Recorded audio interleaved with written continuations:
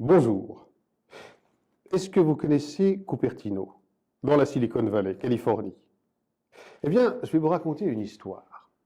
Il paraît que pendant des années, des milliers de personnes ont eu peur. Ces personnes étaient les employés d'Apple, dont le siège est à Cupertino. Et leur peur, c'était de se trouver nez à nez dans l'ascenseur avec leur patron, Steve Jobs. Pourquoi? Parce qu'il paraît que Steve Jobs leur posait toujours les mêmes questions, à savoir qui était-il, ce qu'il faisait, mais surtout, qu'est-ce qu'ils apportaient à son entreprise. Et ils avaient pour répondre le temps de la montée en ascenseur, c'est-à-dire 20, 25, peut-être 30 secondes.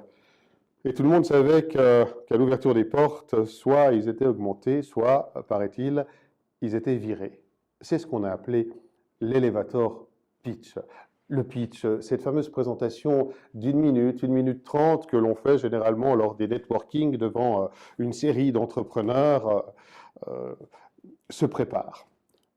Ça ne s'improvise pas. Toute présentation doit pouvoir s'entraîner. Parce que vous êtes susceptible, soit dans un ascenseur, de rencontrer la personne que justement vous vouliez atteindre, soit lors d'une soirée, d'un buffet, d'un repas d'affaires, d'un cocktail, etc., de devoir vous présenter, de devoir mettre en avant vos compétences et votre valeur ajoutée. On a toujours vu les présentations de Steve Jobs lors des sorties d'informatique ou de téléphonie d'Apple. Eh bien, lui-même disait que sa plus belle improvisation, c'est celle qui lui avait demandé le plus de temps de préparation.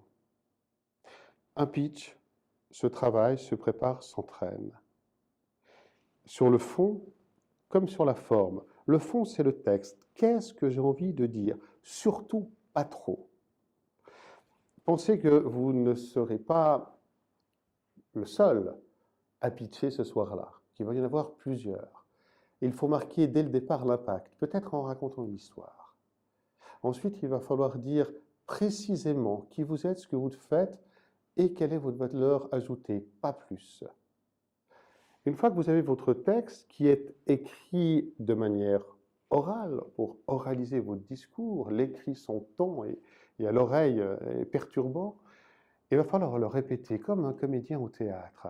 C'est-à-dire faire en sorte qu'avec votre voix, vos gestes, les temps que vous allez prendre, le regard, ce message puisse être valorisé et passer le mieux possible face à vos interlocuteurs. Ça prend du temps. Alors, surtout, ne prenez pas juste 10 minutes avant pour vous dire, tiens, qu'est-ce que je viens pouvoir dire avant de monter sur le podium et de prendre la parole.